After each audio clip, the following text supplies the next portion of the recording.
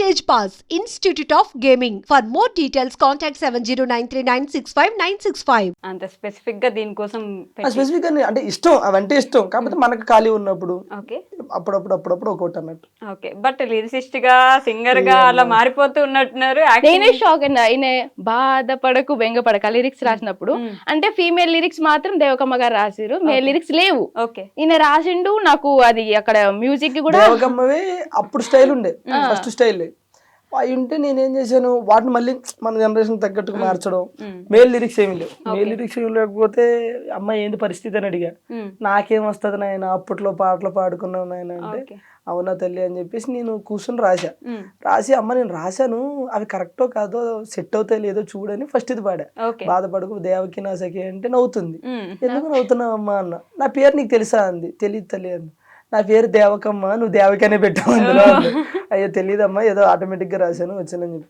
Lyricist అంటే ఏమో lyricist కాదండి. నేను జనరల్గా ట్యూన్ ఉంటే నా వంతు ప్రయత్నం చేస్తా, నేను రాయగలుగుతా. ఎందుకంటే బేసిక్గా నేను షోలు గిలు ఇవన్నీ రైటింగ్ నేను రాసుకుంటూ ఉంటా. ఏదైనా ట్యూన్ ఎవరన్నా కడితే రాసుకుంటా. ఖాళీగా ఉన్నప్పుడు నాకు నేను బాత్రూంలోకి వెళ్ళాను అనుకో, లిటరేచర్ చదువుకున్నారా మీరు? ఏం చదువుకోవాలి, మామూలుగా ఏం చదువుకున్నారు? నేను డిప్లొమాకి అసలు దీనికి సంబంధమే లేదు కదా. లేదు, అదే కదా నేను అంటుంది. నాకు యాక్టింగ్ కి నాకు కూడా సంబంధం లేదు, చేయట్లే. మీ ఇంట్లో ఎవరికైనా ఇంట్రెస్ట్ ఉంది లేదా అప్పట్లో లిటరేచర్, అది సాహిత్యం? ఎవరికి లేదు. అంకుల్ పాడతారన్నమాట. మా నాన్న జస్ట్ పాడతాడు, బాగా పాడతాడు మా నాన్న. అక్కడి నుంచి కొంచెం అట్లా పాడడం వచ్చింది.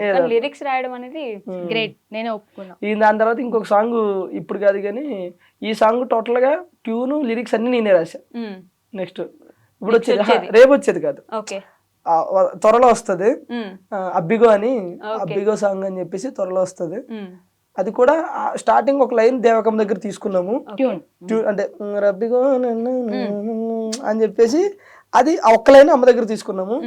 దానికి ముందు మొత్తం స్టార్ట్ నుంచి ఎండ్ వరకు నేను ట్యూన్ అనుకుని నేనే లిరిక్స్ రాసి, నేను లిరిక్స్ రాసినవి ఒక 3 సాంగ్స్ ఉన్నాయి. అవి యుద్ధం చేయబోతున్నాయి నెక్స్ట్. అది త్వరలో, అంటే జనాలు ఎంతవరకు యాక్సెప్ట్ చేస్తారని చూడాలి. ఒకటైతే ఒక్క సాంగ్ ఉంది, ఆ సాంగ్ అయితే అందరికీ నచ్చుతుంది. ఐ థింక్ మీ అమ్మాయిలకి నచ్చకపోవచ్చు, ఎందుకంటే అది మీ మీదే రాసి ఆపోజిట్ గా. అమ్మాయిలు ఎట్లా మోసం చేస్తారండి? ఇంకా దానికి చెప్తే కదా యాక్సెప్ట్ చేయడానికి. నాకు చెప్పలేదు. అది ప్రేమ అంటే అది కదా, ఇది పిచ్చోళ్ళు రేపు పోరలు అంటే పూర్తిగా చెప్పలేదు, జస్ట్ పల్లె వరకు ఉంటది కదా, అది చెప్పారు. సో ఆ సాంగ్ అయితే జనాలందరికీ నచ్చుతుంది నేను అనుకుంటున్నాను. అబ్బాయిలందరికీ నచ్చుద్దని చెప్పాలి మీరు. నాకు తెలిసి మీరు కూడా కనెక్ట్ అవుతారు, మీరు చేసే ఉంటాయి అందులో. జనరల్ గా సీరియస్ గా మీరు చేసి అది వద్దులే ఇంకా. సీరియస్ గా మీరు చేసే ఉంటాయి అన్నమాట. అలా అందరి మీద అందరు అమ్మాయిలు చేయరు అబ్బా, కొందరు జెన్యూన్ గా ఉంటారు.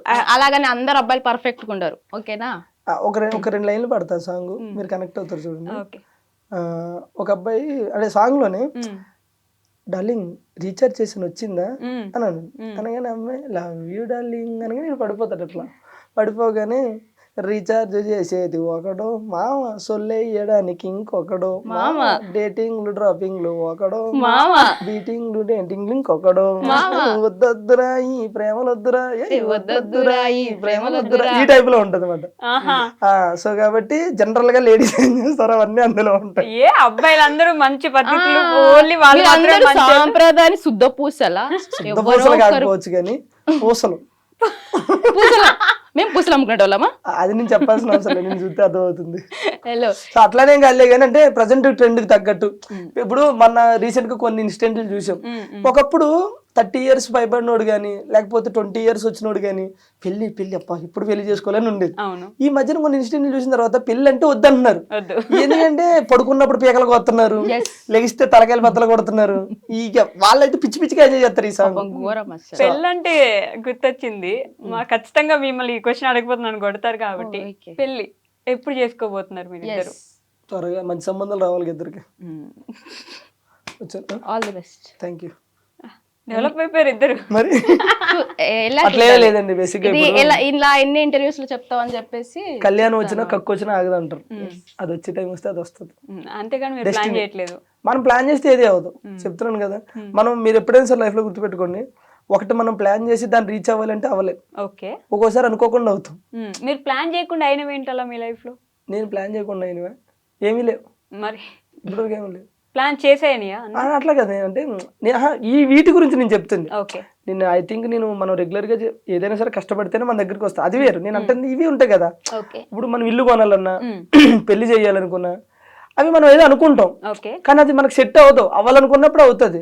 నేను ఒక టైంలో ఇల్లు కట్టాలి కట్టాలి కట్టాలని ఎప్పుడు మేము చిన్నప్పటి నుంచి అనుకుంటానే ఉన్నాం, కానీ అప్పుడు మా దగ్గర డబ్బులు లేక మేము కష్టపడలేక సో అది అక్కడ ఎప్పుడైంది అయ్యినప్పుడే అయ్యింది, అవ్వాల్సిన టైం అయ్యింది. సో పెళ్లి కూడా అంతే. ఇప్పుడు మా పెద్దమ్మ వాళ్ళ అబ్బాయికి కానీ వాళ్ళకి కానీ పెళ్లి చేయాలని ఓ దగ్గర 40-30 సంబంధాలు చూశారు, కానీ ఎక్కడ సెట్ అవ్వాలి అక్కడే సెట్ అవుతుంది. పెళ్ళు ఇల్లు ఈ రెండు అవి అవ్వాలనుకున్నప్పుడు అవి అవుతాయి అంతే. పెళ్లి చేసి చూడు, ఇల్లు కట్టి చూడు. ఇల్లు కట్టి చూస్తుంది ఆల్రెడీ ఇల్లు కట్టి నేను అక్కడికే వెళ్తున్నా. ఇప్పుడు నేను బొప్పలపల్లి వెళ్తున్నారా? మీరు జబర్దస్త్ మానేశారు అనుకున్నాను, లేదు ఇక్కడ వేస్తున్నారు. నా నరాల్లో జబర్దస్త్ ఉంటది, నరాల్లో కొన్ని నరాల్లో సాంగ్లు ఉంటాయి అప్పుడప్పుడు. ఓకే, సో ఇందాక ఇంటర్వ్యూలో చెప్పినట్టు ఒక అమ్మాయి తన కళలను సాకారం చేసుకోవడానికి కష్టపడుతుంటే మంచిగా అనిపిస్తుంది అని చెప్పి, మీ ఇల్లు స్టార్టింగ్ లో అత్తగారి ఇల్లు అని చెప్పేసి ఒక రీల్ చేశారు, ఒక వీడియో. అది మా ఇల్లు. తర్వాత వాళ్ళ ఇల్లు కూడా చేశారు కదా, ఎందుకు చేయలేదు, చేశారు. మీరు సబ్స్క్రైబ్ చేసుకున్నారు. బా చూడకుండా ఫాలో అవ్వకుండానే మీరు చెప్పంగానే అవునా మీ ఇల్లు అంటాను అనుకున్నారా? మీరు ఆవిడది కూడా చేశారు. ఆ ఇల్లు చూసినప్పుడు మీరు ఇల్లు కట్టుకోవాలని, ఆ ఇల్లు ఎప్పటి నుంచో మీకున్న కోరిక అంటే ఫస్ట్ ఇల్లు కట్టుకోవాలి ఇల్లు కట్టుకోవాలి ఇల్లు కట్టుకోవాలి. ఆ ఇల్లు కట్టుకున్నప్పుడు చూసాను అనమాట ఎంత కష్టపడ్డారు దానికోసం. మీరు కష్టపడలే, మేస్త్రులు కష్టపడ్డారు. పంపించేయండి సార్ ఇంట్లో ఇంటర్వ్యూలో పంపించేయండి. అసలు పాపం ఎంత మంచిగా మాట్లాడుకోబోతున్నా. ఆడపిల్లలు మాట్లాడుకుంటే చూడలేరండి మీరు? చెప్పు నా గురించి, నా కష్టం దగ్గర చూసావు కదా, మాట్లాడుకోండి మీరు. అంటే ఇప్పటికీ కష్టపడుతున్నా. ఓకే, ఇప్పుడు కొంచెం ఫైనాన్షియల్ ప్రాబ్లం వల్ల హౌస్ వర్క్ అయితే స్టాప్ చేసిన, కన్స్ట్రక్షన్ స్టార్ట్ చేసి అంటే ఇంకో 6 months లో కంప్లీట్ చేయడం నా టార్గెట్. బట్ ఏమవుతుందో తెలియదు, ఇంతవరకు నిజమే చాలా కష్టమే. బట్ స్టార్ట్ చేశారు, ఎట్లయినా సరే చేసేద్దాం అంటే నేను స్టార్ట్ చేసేటప్పుడు నాకు ఏంటంటే నేను చేస్తానో చెయ్యలేనేమో అని అనుకున్నా.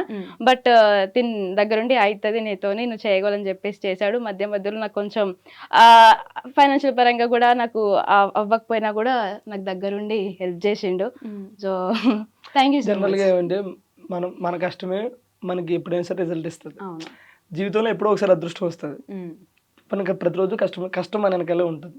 సో దానికి అదృష్టం ఇల్లు రూపంలో వచ్చింది. బట్ నేను చెప్తున్నా కదా, మా జబర్దస్త్ మొత్తంలో అంటే మా బ్యాచ్లో, నేను మన ఈ బ్యాచ్లో అందరికంటే పెద్ద ఇల్లు ఎవరిదంటే దీనిదే. తెలిసి తెలియక అయిపోయింది, అది నాకు క్లారిటీ లేదు ఫస్ట్ ఆఫ్ ఆల్. ఓకే, అంత పెద్ద ఇల్లు బేసిక్ గా మావన్నీ అంటే 2 double bedroom అట్లా అయితే వీళ్ళు 3 bedroom.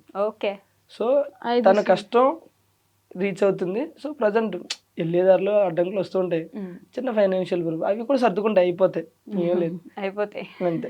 బట్ బాగానే కష్టపడి సంపాదించి కడుతున్నారు మొత్తానికి. నిజం చెప్తున్నా, పాపం కష్టాన్ని ఒకటే నమ్ముకుంటుంది అనమాట. ప్రతిరోజు అంటే సంపాదించాలంటే ఎలా అయినా సంపాదించచ్చు ఈ రోజుల్లో, అది మాత్రం.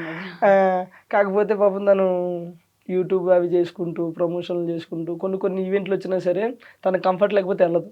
కొన్ని ప్రమోషన్లు వచ్చినా సరే అవి కంఫర్ట్ లేకపోతే పోదు. ఓకే, అంటే నాకు నీడ్ ఉంది, వెళ్తే ఏమవుతుంది, చేస్తే ఏమవుతుంది అనే టైప్ కాదు. ఈ రోజు కాబట్టి ఇల్లు రేపు కట్టొచ్చు. మన ఏమంటారో ఆ సెల్ఫ్ రెస్పెక్ట్ అనేది ఒకటి ఉంటుంది, దాన్ని పోగొట్టుకోవద్దు, ఆ మనసును చంపుకొని వెళ్ళొద్దు అనే టైప్ మాట. సో అందుకని కష్టపడుతూ ఉంటాను.